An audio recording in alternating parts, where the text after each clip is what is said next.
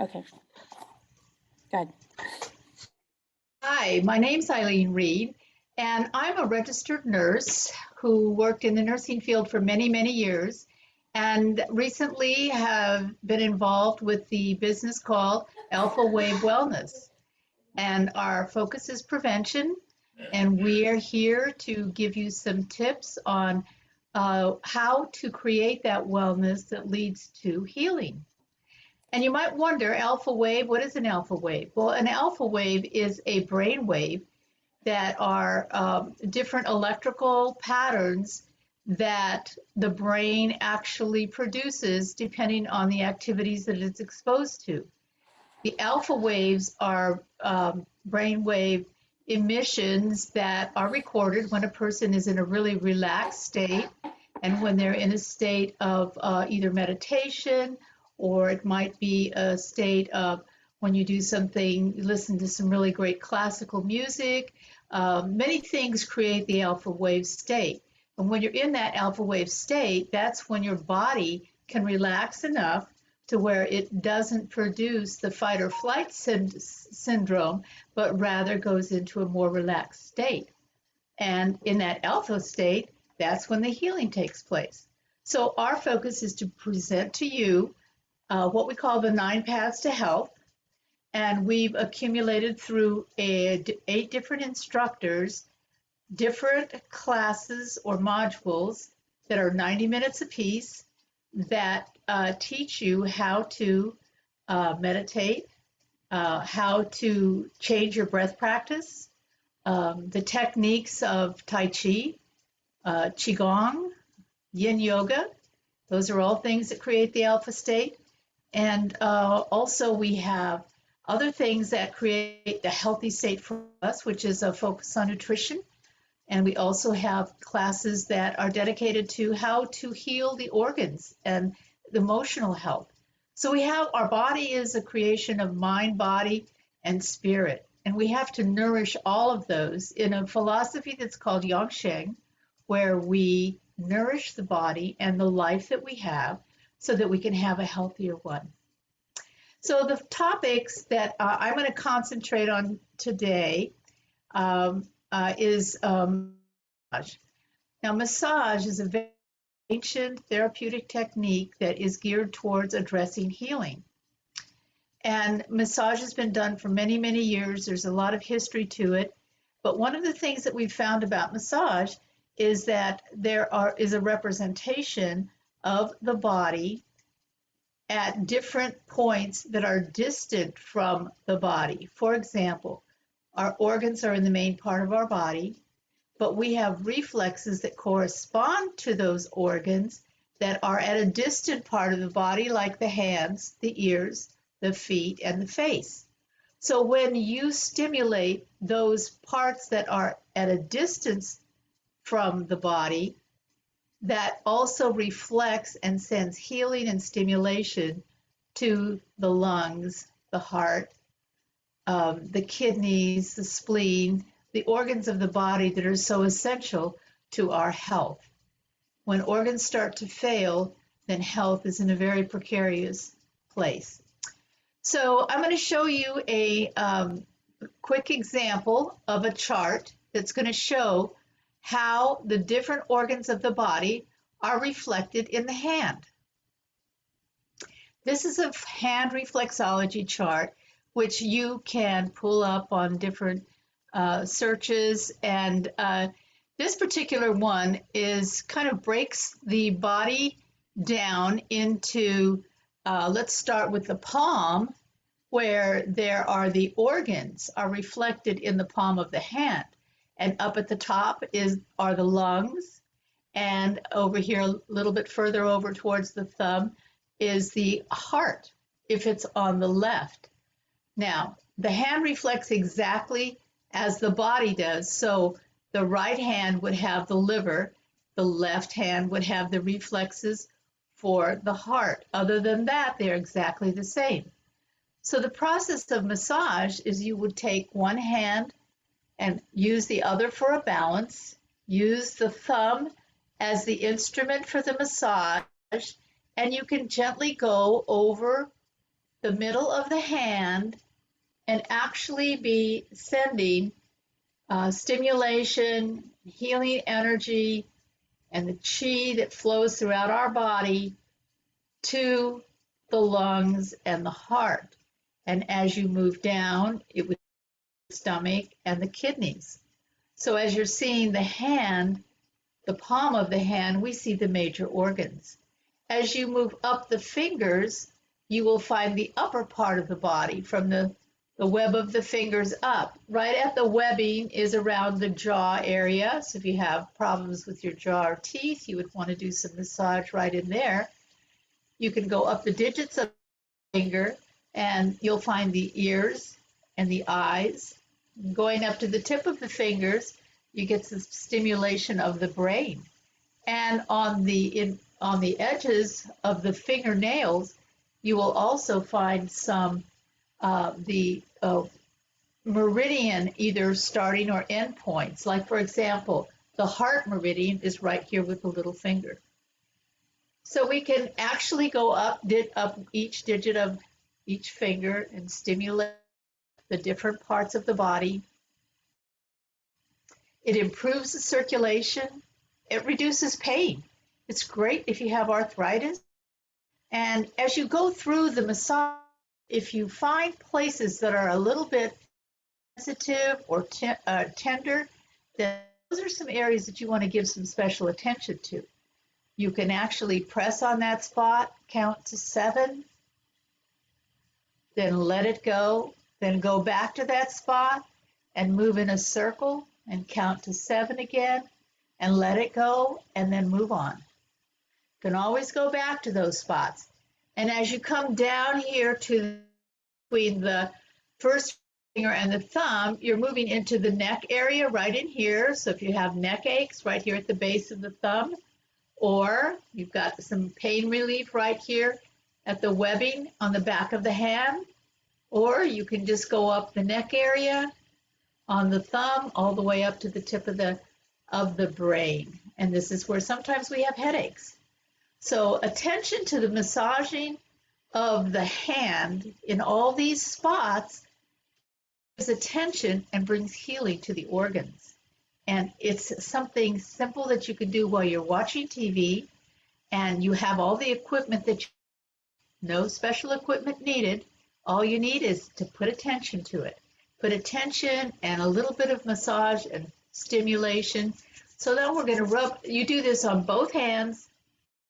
And then in our classes, we also show you that there are also the same kind of stimulation points in the ears and also the bottoms of the feet and also in the face. So we, in our classes, the 9 Paths to Health, teach you how to access those different points so that we can accommodate the healing.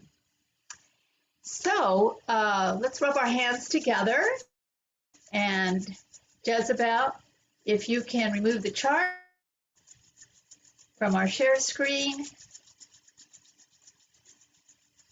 And let's just take our hands and put them on the back of our neck.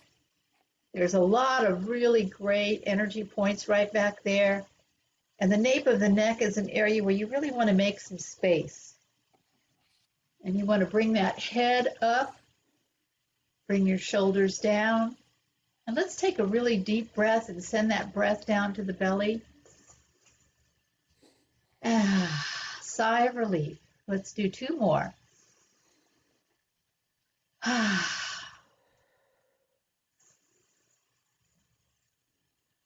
And talk about breath. I'm going to have Jezebel give us some information on how important it is to coordinate our breath when we do any movements in Tai Chi and Qigong and yoga.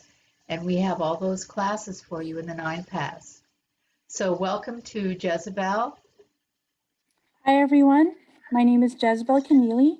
I'm a licensed acupuncture physician here in Florida.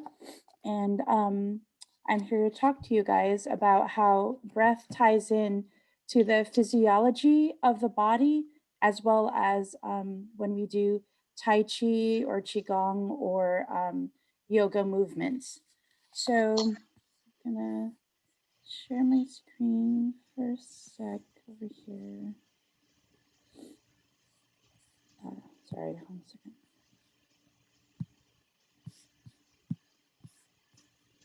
Okay. All right. Here we go.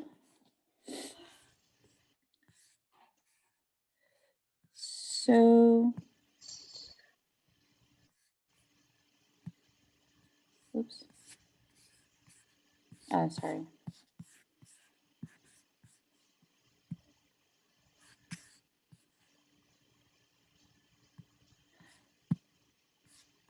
All right. Let me do this again.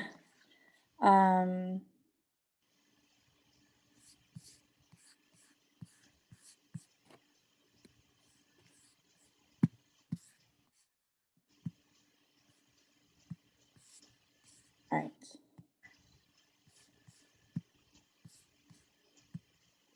Okay.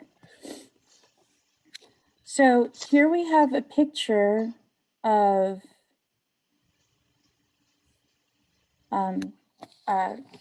the end part of our lung where gas is exchanged.